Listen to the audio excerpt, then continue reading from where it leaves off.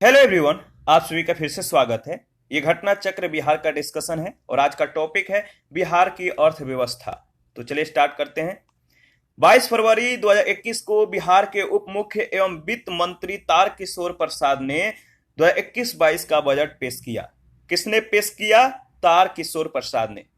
वित्तीय वर्ष 2021-22 का कुल व्यय बजट अनुमान जो है 2,18,302.70 करोड़ रुपए, जो वित्तीय वर्ष 2020-21 के बजट अनुमान 2,11,761.49 करोड़ रुपए से यानी 6,541.21 करोड़ रुपया अधिक है। कितना अधिक है? 6,541.21 करोड़। वित्तीय वर्ष 2021-22 में स्थापना एवं प्रतिबद्ध व्यय का बजट अनुमान 1,17,783.84 करोड़ रुपया है, जो वित्तीय वर्ष 2020-21 के बजट अनुमान 1,05,995.14 करोड़ रुपया से 11,788.70 करोड़ रुपया अधिक है। देखिए, कुछ डेटा यहाँ पे आपको मिलेंगे, तो डेटा जो है ध्यान में रखना है कि कब बढ़ा, कब घटा, कितना बढ़ा, कितना घटा। मोटा मोटी बातों को जो है आपको ध्यान रखना है, पूरी डेटा रटा नहीं मारना है।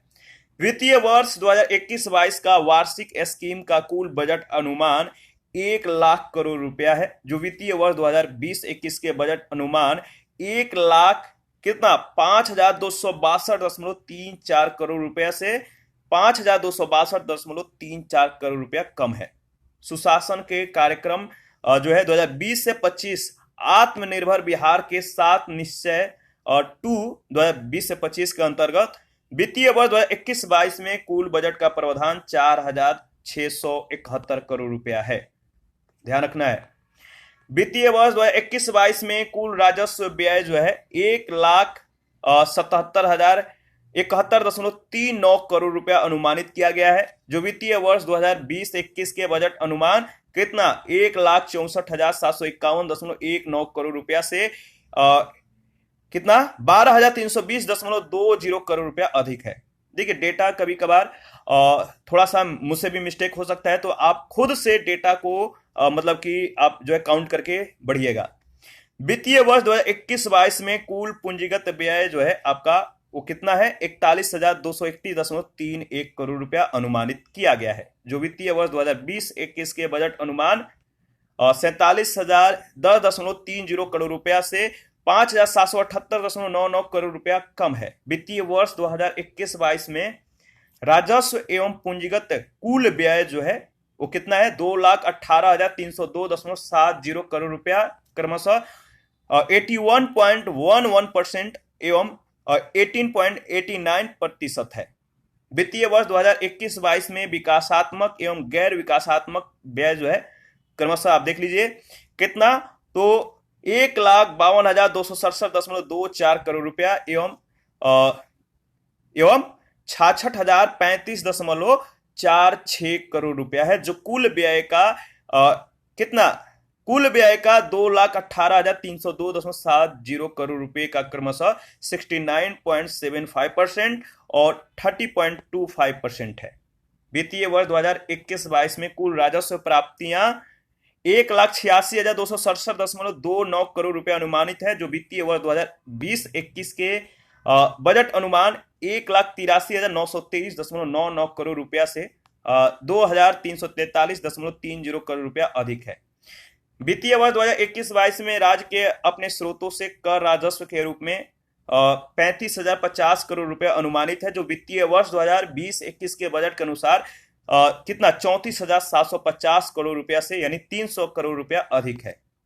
वित्तीय वर्ष 2021-22 में राज्य के अपने स्रोतों से गैर कर राजस्व में जो है गैर कर राजस्व के रूप में कितना 5,505.47 करोड़ रुपया प्राप्त होने का अनुमान है, जो वित्तीय वर्ष 2020-21 के बजट के अनुमान 5,239.28 करोड़ रुपए की तुलना में 266.19 करोड़ रुपया अधिक है। मैं दोबारा से आपको बताना चाहता हूं कि डेटा को खुद से एक बार काउंट करके आगे बढ़िएगा। क्या होता है कि फ्लो में मेरे से भी मिस्टेक हो सकते हैं, तो आप लोग डोंट माइंड, इस चीज पे गौर आपको करना है कि आप खुद से डेटा को काउंट कीजिए, एनालिसिस करके आगे बढ़िए। ठीक है, मेरे डेटा को थोड़ा सा अगर बोलने में कुछ मिस्टेक हो जाए तो माफ कीजिएगा। वित्तीय वर्ष 2021-22 में राज्य को केंद्र सरकार से केंद्रीय करों में जो हिस्सा है इसके रूप में कितना, तो याद रखिएगा 91,180.6 करोड़ रुपए जो है प्राप्त होने का अनुमान है, जो वित्तीय वर्ष 2020-21 के बजट अनुमान के बराबर है। प्रमुख विभागवार वार्षिक स्कीम उद्व्यय 2021-22 का दिया गया है। विभाग का नाम है शिक्षा विभाग और इसमें स्कीम का जो उद्व्यय है करोड़ रुपया में दिया गया है, याद रखिएगा 21,939 करोड़ रुपया और प्रतिशत में अगर देखें तो कितना 21.94%। ग्रामीण विकास विभाग, समाज कल्याण विभाग, ग्रामीण कार्य विभाग, स्वास्थ्य विभाग, पथ निर्माण विभाग, नगर विकास एवं आवास विभाग, जल संसाधन विभाग, कृषि विभाग, लोक स्वास्थ्य अभियंत्रण विभाग, अन्य विभाग, इनको आप ध्यान में रखिएगा और इनका जो परसेंटेज है कितना परसेंटेज है आपको ध्यान में रखना है। ठीक है, पूरी डेटा जो देखिए ये है अर्थव्यवस्था और डेटा का भरमार है, तो ज्यादा डेटा तो इंपॉर्टेंट नहीं है, बट मोटा मोटी जो डेटाएं हैं बढ़ोतरी घटोतरी, कितना बजट था, कितना खर्च हुआ, कितना प्राप्ति हुआ, ये सब जो है मोटा मोटी आप ध्यान रखिएगा।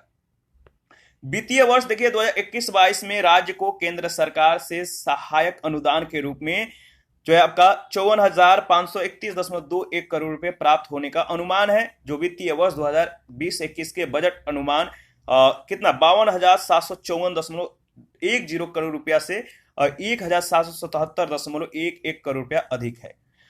वित्तीय वर्ष 2021-22 में 9,195.90 करोड़ रुपए राजस्व बचत रहने का अनुमान है, जो सकल राज्य घरेलू उत्पाद 7,57,026 करोड़ रुपए का यानी 1.21% है। तो परसेंटेज याद रखिएगा। वित्तीय वर्ष 2021-22 में 22,510.78 करोड़ रुपए राजकोषीय घाटा रहने का अनुमान है, जो सकल राज्य घरेलू उत्पाद 7,57,026 करोड़ रुपए का यानी 2.97 जो है परसेंटेज है। तो 2.97 याद रखिएगा। वित्तीय वर्ष 2021-22 में लोक ऋण का अधिशेष जो है वो है आपका 2,14,066.71 करोड़ रुपए रहने का अनुमान है, जो राज्य सकल घरेलू उत्पाद 7,57,026 करोड़ रुपए का यानी 26.61% रहने का अनुमान है। अन्य दायित्वों के साथ लोक ऋण का अधिशेष 2,44,185.30 करोड़ रुपया रहने का अनुमान है, जो राज्य सकल घरेलू उत्पाद 7,57,026 करोड़ रुपए का यानी 32.26% रहने का अनुमान है। संपत्तियों के सृजन या सुदृढ़ीकरण पर जो राशि व्यय की जाती है वह पूंजीगत परिव्यय होती है। वर्ष 2020-21 के बजट अनुमान 3,87,044.59 करोड़ रुपया से बढ़कर 2021-22 के बजट अनुमान में पूंजीगत परिव्यय 3,788.02 करोड़ रुपया हो गया है। ठीक है, देखिए 2020-21 के पूंजीगत परिव्यय में 7,956.57 करोड़ रुपया कम है। ठीक है,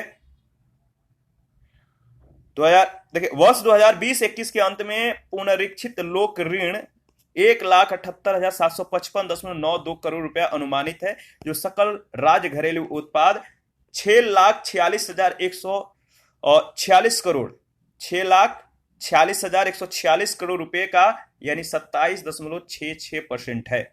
बिहार उन राज्यों में से एक है जिसने राजकोषीय प्रबंधन को गंभीरता पूर्वक जो है लिया है एवं FRBM अधिनियम FRBM जो एक्ट है इसको सही मायने में लागू किया है।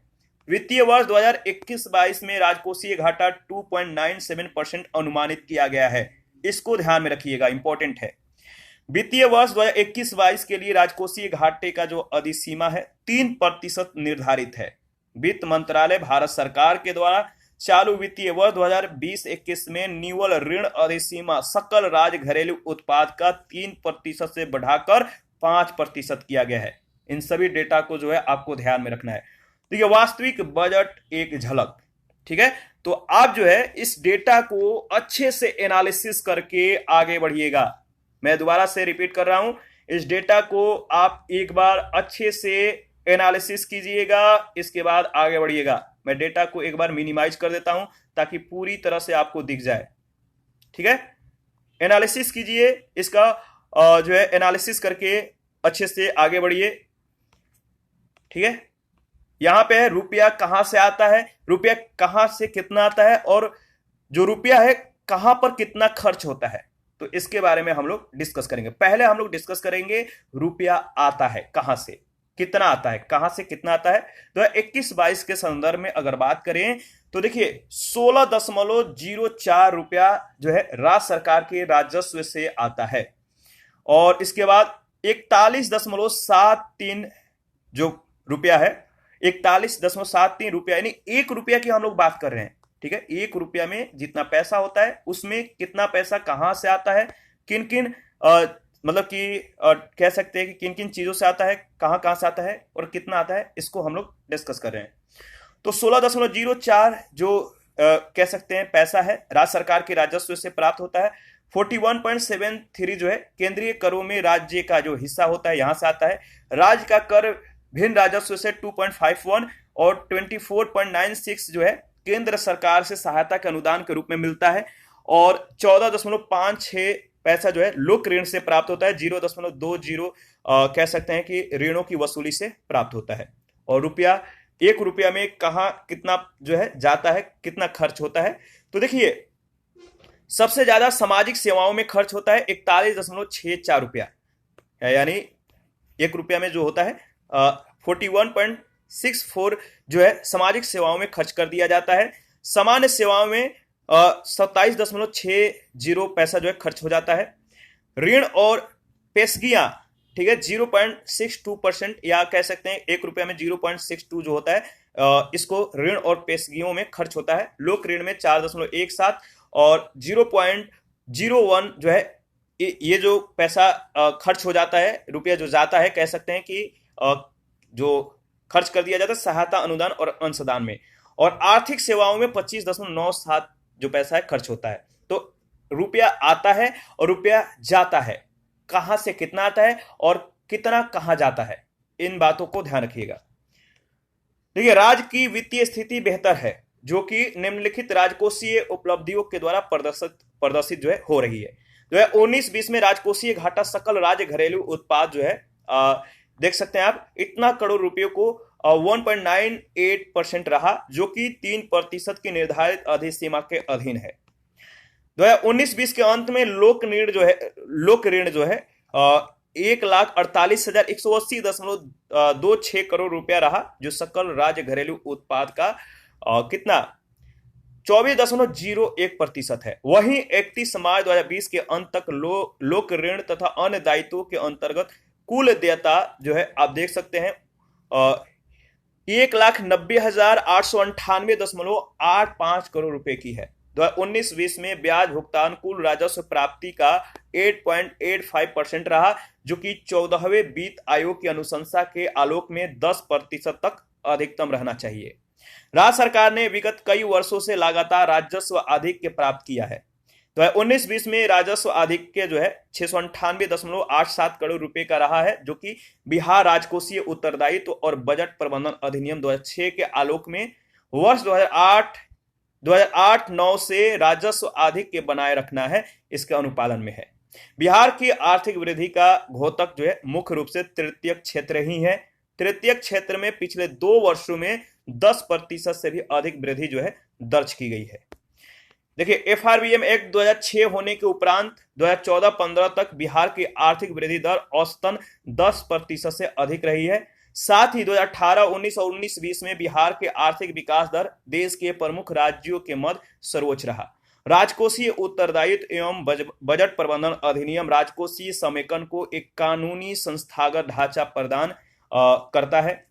ठीक है, इसके बाद देखिए, राज्य विधानमंडल ने 18 फरवरी 2006 को बिहार राजकोषीय उत्तरदायित्व और बजट प्रबंधन अधिनियम को पारित किया। 18 फरवरी 2006 को 2005 के पश्चात राज्य के सकल घरेलू उत्पाद में वृद्धि दर में लगातार बढ़ोतरी हुई है। यह आर्थिक वृद्धि दर 2 अंकों में दर्ज किया गया है। राज्य में बहुमुखी विकास को प्राथमिकता दिया गया है। इसका प्रमाण जो है कृषि क्षेत्र में दीर्घकालीन कृषि रोड मैप औद्योगिक नीति, सूचना एवं प्रौद्योगिकी दृष्टिकोण, सड़क दृष्टिकोण, सतत विकास लक्ष्य, 7 निश्चय 1, 7 निश्चय 2 और जल जीवन हरियाली मिशन इत्यादि जैसे नीतिगत सुधार से मिलता है। केंद्र सरकार के द्वारा वैश्विक आर्थिक मंदी के मद्देनजर राज्य सकल घरेलू उत्पाद से राजकोषीय घाटा का अनुपात जो है वर्ष 2009-10 में 4% और 2010-11 में 3.50% रखा गया था। 2011-12 एवं आगे के वर्षों के लिए इस लक्ष्य को पुनः 3% रखा गया है। वित्त मंत्रालय भारत सरकार के द्वारा चालू वित्तीय वर्ष 2020-21 में संशोधित ऋण अधिसीमा राज्य सकल घरेलू उत्पाद का 5% की गई है, अर्थात समान अधिसीमा 3% के अतिरिक्त 2% की वृद्धि की गई है, जिसमें 0.5% बिना शर्त के और 1.5% जो है शर्त है। 1 फरवरी 2021 को केंद्रीय बजट भाषण में राज्यों के लिए 2021-22 में संशोधित ऋण सीमा राज्य सकल घरेलू उत्पाद का 4.5% प्रस्तावित है, जिसमें 0.5% सशर्त है। ठीक है। और कोविड-19 महामारी के प्रभाव के कारण रोजगार, कारोबार, व्यापार, उत्पादन एवं सेवा इत्यादि संबंधी क्रियाकलापों पर दुष्प्रभाव पड़ा है। इसके फलस्वरूप आर्थिक वृद्धि में गिरावट दर्ज किया गया है। आर्थिक वृद्धि वर्ष 2019-20 के 16.4% के तुलना में 2020-21 में मात्र 4.7% रहने की संभावना है। 15वें वित्त आयोग का अंतिम प्रतिवेदन को एक्शन टेकन रिपोर्ट के साथ लोकसभा में 1 फरवरी 2021 को प्रस्तुत किया गया। आयोग की मुख्य अनुशंसा एवं इससे बिहार को प्राप्त होने वाली राशि का जो ब्यौरा है वो निम्नांकित है।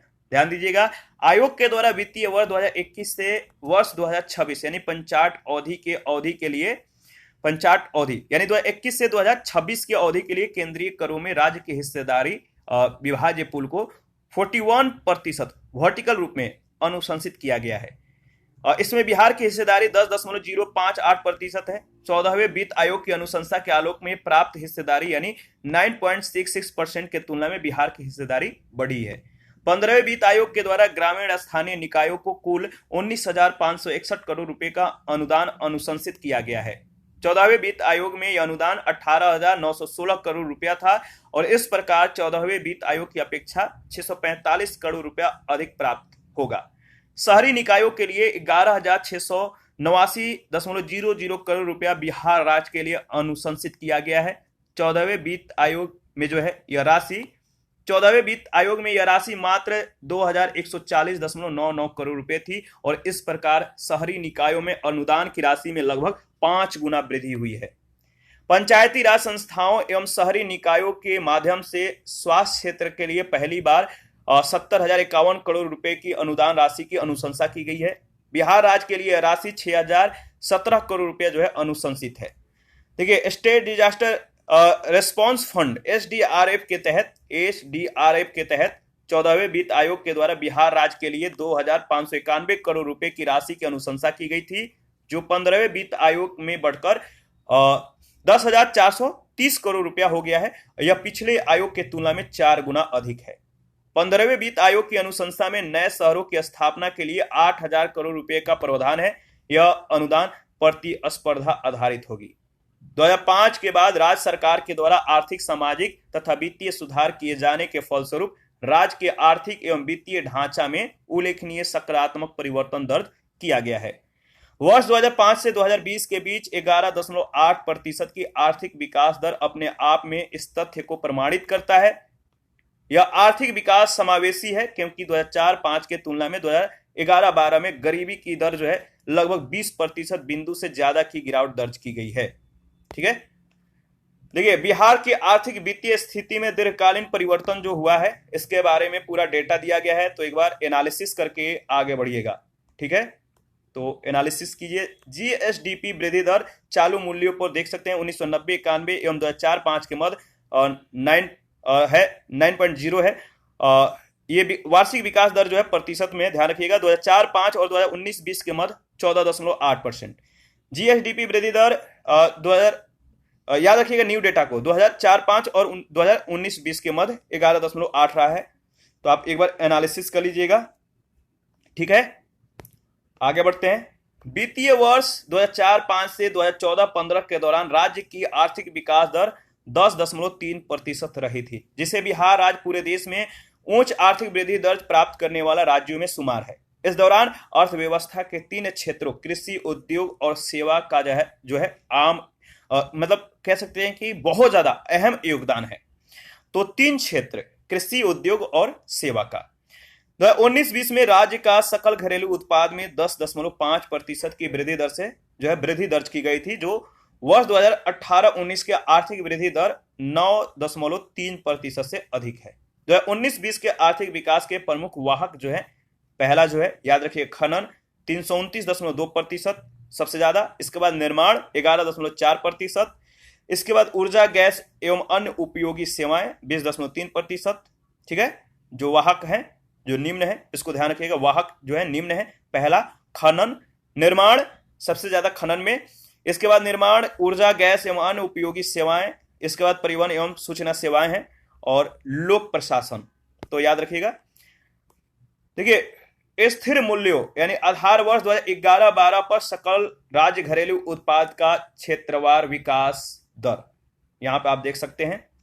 क्षेत्र जो है कृषि, वानिकी और मत्स्य 2004-5 से 2014-15 पे जो है 2014-15 के दौरान चालू मूल्य पर और स्थिर मूल्य पर दिया गया है, 2018-19 पर और 2019-20 पर दिया गया है। तो आप ध्यान दीजिएगा और इसको एनालिसिस करके आगे बढ़िएगा। मैं इस डेटा को स्किप कर रहा हूं, ठीक है, ये आपका वर्क है, आप ध्यान दीजिएगा। राज्य में 10% से अधिक विकास दर जो 10% का विकास दर है, इसको दर्ज करने वाला प्रक्षेत्र कृषि, उद्योग एवं क्या है सेवा क्षेत्र, कृषि, उद्योग एवं सेवा क्षेत्र। अतः राज्य के विकास में 3 क्षेत्र अपनी भूमिका दर्ज कर रहे हैं। गौरतल्य है कि 2019-20 में राष्ट्रीय स्तर पर आर्थिक वृद्धि दर मात्र 4.2% था। राज्य में जहां प्राथमिक क्षेत्र में 2.1% अंकों की गिरावट दर्ज की गई, वहीं तृतीय क्षेत्र में 2% अंकों की वृद्धि और तृतीय पिछले 2 वर्षों में जो है तृतीय पिछले 2 वर्षों में 10% से भी अधिक वृद्धि दर्ज की गई है। इसी अवधि में बिहार की प्रति व्यक्ति आय में वृद्धि राष्ट्रीय प्रति व्यक्ति आय में वृद्धि से अधिक तेजी से बढ़ी है। ठीक है, पिछले 15 वर्षों में बिहार राज्य का बजट आकार जो है 20,058 करोड़ रुपया यानी 2004-5 से बढ़कर 2,18,302 करोड़ रुपया 2021-22 में हो गया है। तो या देखिए कितना का अंतर हुआ है 2004-5 में और 2021-22 में कितना बढ़ोतरी हुआ है, 10.9 गुना वृद्धि हुआ है। राज्य की अर्थव्यवस्था का आकार जो है 2004-5 में 77,781 करोड़ रुपया, वहीं 2021-22 में 7,57,026 करोड़ रुपया यानी 9 गुना से भी अधिक इसमें वृद्धि हुआ। राज्य की प्रति व्यक्ति आय पिछले 15 वर्षों में लगभग 4 गुनी बढ़ी है। 2004-5 में 8,773 रुपया था, वहीं 2019-20 में 34,413 रुपया हो गए। ठीक है, तो कितना रुपया बढ़ा आप देख लीजिएगा। पिछले अगर बात करें 15 वर्षों में, पिछले 15 वर्षों में राज्य सरकार का कुल राजस्व प्राप्ति में लगभग 12 गुना की बढ़ोतरी दर्ज करने के फलस्वरूप वर्ष 2004-5 के मात्र 15,714 करोड़ रुपए के राजस्व संग्रहण के तुलना में बढ़कर 2021-22 में जो है क्या हुआ है, 2021-22 में 1,86,267 करोड़ रुपया हो गया है। राजस्व प्राप्ति में केंद्रीय करों में राज्य का हिस्सा 49%, केंद्रीय अनुदान का 29.3%, राज्य का अपना कर राजस्व जो है राज्य का अपना कर राजस्व वह 18.8%, राज्य का अपना गैर कर राजस्व 2.9% रहा है। बिहार में 78.2% संसाधन केंद्रीय हस्तांतरण के रूप में मिलता है, जो वित्त आयोग तथा मंत्रालय के द्वारा जो है किया जाता है। तो ध्यान रखिएगा। इसके बाद 2004-5 के तुलना में राज्य का कुल व्यय में लगभग 11 गुना बढ़ोतरी दर्ज करने के फलस्वरूप 20,058 करोड़ रुपए से बढ़कर 2021-22 में 2,18,303 करोड़ रुपया हो गया है।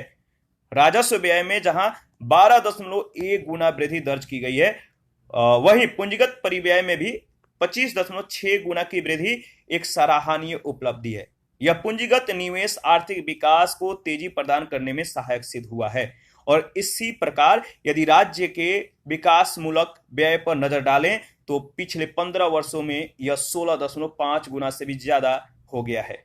सामाजिक और आर्थिक विकास हमेशा से राज्य सरकार की प्राथमिकता रही है, अतः व्यय का 67.6% हिस्सा सामाजिक एवं आर्थिक क्षेत्र पर खर्च होता है। 2004-5 में राज्य सरकार का कुल बकाया ऋण सकल राज्य घरेलू उत्पाद के 62% से भी अधिक था। राज्य सरकार की विशेष पहल के द्वारा 2005-6 में या 2005-6 के बाद से बकाया ऋण का सकल राज्य घरेलू उत्पाद के अनुपात में महत्वपूर्ण गिरावट दर्ज की गई है। 2021-22 में यह अनुपात घटकर 26.6% हो गया है। इसे पुनः कम कर 25% के सीमा के अंदर लाने का प्रयास किया जा रहा है। 2003-4 में राजकोषीय घाटा सकल राज्य घरेलू उत्पाद सकल राज्य घरेलू उत्पाद याद रखिएगा, इसके 7.7% थे। 2005-6 से ही राजकोषीय घाटा को सकल राज्य घरेलू उत्पाद के 3% के अंदर ही रखा गया है। 2021-22 में यह अनुपात 2.97% रखा गया है, जो उस वर्ष की निर्धारित सीमा 3.0% के अंदर है। 2003-4 में 255.57 करोड़ रुपए का राजस्व घाटा था, अर्थात राज्य कर्ज लेकर ब्याज अदा करता था। 2004-5 में राज्य सरकार ने राजस्व घाटा को खत्म कर राजस्व अधिशेष संग्रह किया और 2021-22 में 9,196 करोड़ रुपए का राजस्व अधिशेष होगा, जिसका उपयोग राज्य के आर्थिक सामाजिक विकास के क्षेत्र में किया जाएगा। जहां तक प्राथमिक घाटा का सवाल है, 2021-22 में 1% से भी कम है। अतः बिहार सरकार ने घाटा का विवेकपूर्ण प्रबंधन किया है। आधारभूत अधिसंरचनाओं में निवेश के लिए पूंजीगत परिव्यय लगातार बढ़ाया जाता रहा है, जिसके फलस्वरूप बिहार में आर्थिक विकास विगत कई वर्षों से 10% से अधिक दर से बढ़ी है तथा देश की आर्थिक वृद्धि दर दर्ज करने वाले अग्रणी राज्यों में बिहार शामिल है। बिहार एक कृषि प्रधान राज्य है और राज्य सरकार कृषि के क्षेत्र के विकास के प्रति कटिबद्ध है। आज भी 70% लोग अपने जीविकोपार्जन के लिए कृषि और उससे संबंधित क्षेत्र पर आश्रित हैं। राज्य ने कृषि के विकास के लिए दूरदर्शी कृषि रोडमैप 2007 से 22 के दौरान जल जीवन हरियाली मिशन को लागू किया है। कृषि आज भी मानसून पर निर्भर है, इसीलिए इसकी विकास दर में भारी उतार चढ़ाव देखने को मिलता है। विवेकपूर्ण राजकोषीय प्रबंधन के परिणाम स्वरूप गत दशक में आर्थिक वृद्धि दर 10% से भी अधिक बनी रही है। गरीबी में 20% से भी अधिक गिरावट आई, साक्षरता 15% बढ़ी और कृषि क्षेत्र में भी व्यापक सुधार हुआ। देखिए, राजकोषीय संकेतक परिवर्तन या परिवर्तनीय लक्ष्य, ठीक है। तो देखिए, सकल घरेलू उत्पाद के प्रतिशत में राजस्व बचत वास्तविक 2017-18 दिया गया है। 18-19, 2019-20 और 2020-21 और 2021-22 और 2022-23, 2023-24 का आप देख सकते हैं पूरा डेटा यहाँ पे दर्शाया गया है। डेटा को एनालिसिस कीजिए और आगे बढ़िए। एनालिसिस आप करेंगे, मैं डेटा को स्किप कर देता हूं। देखिए, 2020-21 के बजट अनुमान के अनुसार अगर बात करें तो कुल राजस्व प्राप्ति जीएसडीपी का 26.82% है। तो 21-22 में इसके 24.61% रहने की संभावना है। 2020-21 के बजट अनुमान में राज्य के अपने कर राजस्व का जीएसडीपी से अनुपात 5.1% है और यह वर्ष 2021-22 के बजट अनुमान में 4.6% रहने की संभावना है। तो 2021 के बजट अनुमान के लिए केंद्रीय करों में राज्य के हिस्से का जीएसडीपी से अनुपात 13.30% है। 2021-22 बजट अनुमान में 12.05% संभावित है। 2020-21 बजट अनुमान में ब्याज भुगतान तथा कुल राजस्व प्राप्तियों का अनुपात 7.03% अनुमानित है, जो 2021-22 के बजट अनुमान में 7.79% हो जाने की संभावना है। 2020-21 के बजट अनुमान के अनुसार कुल ऋण दायित्व का राज्य सकल घरेलू उत्पाद से उत्पाद से अनुपात 30.14% अनुमानित है। यह अनुपात 2021-22 के अनुसार 26.61% रहने की या होने की संभावना है।